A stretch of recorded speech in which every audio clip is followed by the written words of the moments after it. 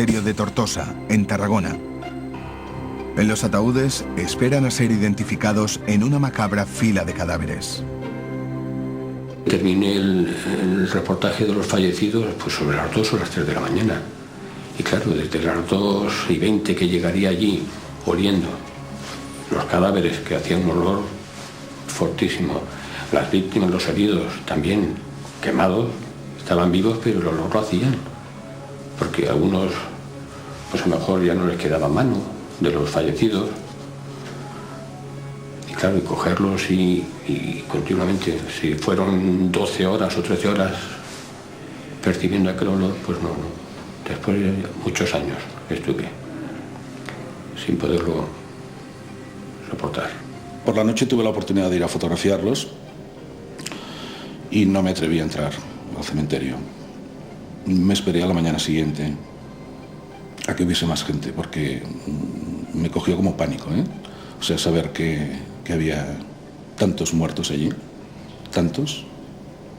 Fotografié al primero me dijeron que era el conductor del camión, y le fotografié la muñeca y se veía la hora que ponía el reloj. El conductor del tráiler queda irreconocible, pero inexplicablemente su reloj no es pasto de las llamas. Las manecillas se paran a las 14:36, la hora en la que se produce el accidente. La cifra de muertos por la explosión varía conforme pasan los días. Se van encontrando nuevos cadáveres y en los hospitales fallecen la mayoría de los heridos que tienen casi todo el cuerpo quemado. Durante algunas semanas, los propios campistas hacen balance de la explosión y apuntan en una pizarra los nombres de los muertos y de los supervivientes. Me acuerdo de una señora que había fallecido, que tenía abrazado a una criatura, los dos quemados.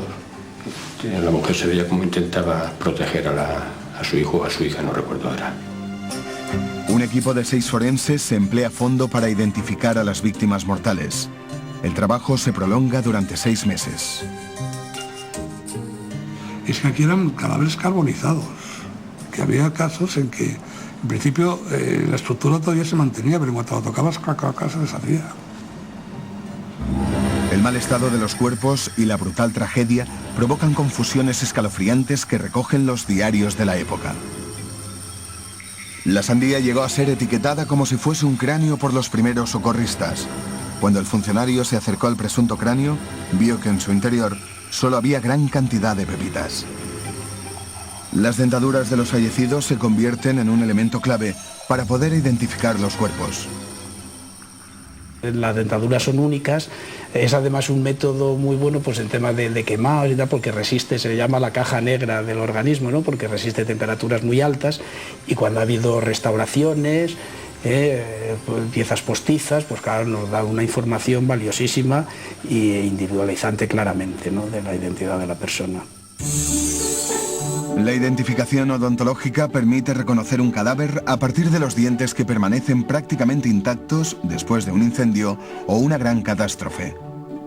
Es básico el historial dental de la víctima para conocer si ha habido implantes, prótesis, empastes o extracciones. Con toda esta información se hace una comparación de dentaduras. Los datos registrados antes de la muerte se cotejan con los obtenidos del cadáver. Pero la identificación dental tiene un punto débil: los niños. La mayoría no tiene historial dental y es imposible hacer la comparación. Los forenses se enfrentan a la dura situación de pedir fotografías de los pequeños a sus padres. Hombre, quieras que no, pues con más pedías. No, quiero fotografías, pero que estén sonrientes, ¿no? Te angustiaba ver la foto de risueña de un niño que eran preciosos, y al lado tenías una dentadura que tenías que hacer encajar y que encajaba. Eso pues quemaba un poco, ¿no? En enero de 1979, medio año después de la explosión, se da por finalizada la identificación de los cadáveres. El balance de la tragedia es de 215 muertos y 67 heridos. Y tienes experiencia de muchas cosas, pero la gravedad de esta catástrofe pues no la había vivido, ni tampoco yo creo que se ha vivido después. Porque ha habido otras catástrofes, pero tan tan espectaculares como esto yo creo que no se han producido. Solo 2 días después de la explosión, el gobierno obliga a los camiones a circular por autopista. Prohíbe que el transporte de mercancías peligrosas se haga por núcleos urbanos. Como explica el propietario del camping a la prensa, la tragedia se podía haber evitado. Con 1000 pesetas esto no hubiera ocurrido. Poco más o menos son 1000 las pesetas que un camión de las características del siniestrado debe pagar en concepto de peaje para circular por la autopista, en lugar de hacerlo por la carretera nacional. Bueno, pasa como todo, y hasta que no pasan las desgracias no se evitan estas cosas. Pero bueno, aquello sirvió para que no hayan más accidentes. Pero claro, eso costó la vida de 300 personas, o 200 y pico de personas. Pero sí se podría haber evitado. Desde el accidente de los Alfaques, los controles a los camiones que transportan mercancías peligrosas son más exhaustivos. En las inspecciones de seguridad, la policía comprueba primero que toda la documentación esté en regla y revisan el tacógrafo donde quedan registrados datos básicos para la seguridad, como la velocidad media del tráiler o las horas que descansa el conductor, y se confirma que los camiones que transportan mercancías peligrosas no sobrepasen la carga autorizada. Los investigadores del caso Alfaques tienen que determinar las causas de la explosión. El camión, que se parte en 3, dará todas las respuestas. La parte anterior de la cisterna y lo que es la tractora del camión quedaron en la propia carretera, pero bastante más hacia adelante, de donde fue, digamos, el eje de la explosión.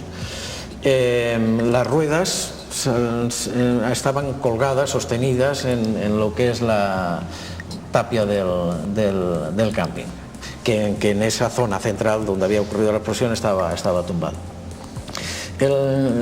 Cuando llegué a la carretera, claro, yo me situé en lo que vi que era el epicentro. Digo, desde aquí ha salido la cisterna para allá, desde aquí ha salido la cabina hacia allá, las ruedas hacia allá. Los técnicos solo encuentran una explicación al accidente. La cisterna, que solo podía transportar 20.000 kilos de gas, explota porque lleva 4.000 kilos más de propileno de los permitidos. Con el calor del mes de julio, el gas se expande y dentro del tanque no tiene suficiente espacio, por eso estalla. Desde este accidente, la normativa sobre las condiciones y medidas de seguridad para la carga de mercancías peligrosas es más rigurosa. Durante la operación de carga y descarga, el camión permanece con el motor parado e inmovilizado. La cisterna debe estar completamente vacía y limpia. La cantidad de mercancía peligrosa que se puede transportar depende del peso del vehículo, de las características de la cisterna y del tipo de material. La ley exige que las cisternas que transportan mercancías peligrosas tengan válvulas de seguridad. Cuando la presión aumenta, se abren y permiten la salida del gas. El camión que explota en los Alfaques no lleva este dispositivo. Si lo hubiera tenido, se habría evitado la tragedia. La sentencia condena al director y al jefe de seguridad de la planta donde se llena la cisterna por no controlar el exceso de carga. Las indemnizaciones a las víctimas ascienden a los 2.000 millones de pesetas. Si, por ejemplo, voy a una gasolinera a poner gasolina y hay un camión de cisterna, no me paro, voy a repostar a otro sitio, que ya sé que no va a pasar nada, pero bueno, por si acaso, siempre te queda ese mal recuerdo. Por ejemplo, gas butano nosotros no tenemos en casa, estufa de butano no tenemos, lo tenemos todo eléctrico. Cambiar una botella de butano, no sé cómo se cambia ni, no tengo ni idea. Y eso supongo que son los mayores traumas que puedo tener. Por lo tanto, al fuego sí le tengo bastante respeto. A pesar del mazazo que supone el accidente, un año después, cuando llega la temporada de verano, el camping Los Alfaques abre sus puertas. Algunos supervivientes vuelven. Cuando yo llego a agosto, es ya ganas de venir, ¿no? Que quisimos no dejarlos al camping. Era terrible ver. Yo he paseado por esos caminos y en los trocitos que había empedrados había aún las pieles de los pies de la gente, todo lo que es los pies, la piel había quedado en el suelo. cuando uno mira atrás, la reflexión que hace es que pues la memoria, ¿no? Que la memoria pues sabemos que es sabia, pues el recuerdo que le queda a uno es el recuerdo en primer lugar de las víctimas que perdieron la vida en el accidente, y luego pues se le va a uno difuminando las trágicas y digamos horribles imágenes del accidente, y lo que queda pues es pues el recuerdo pues de la gente que perdió la vida y del apoyo que hubo en ese momento, la solidaridad que hubo en ese momento del accidente.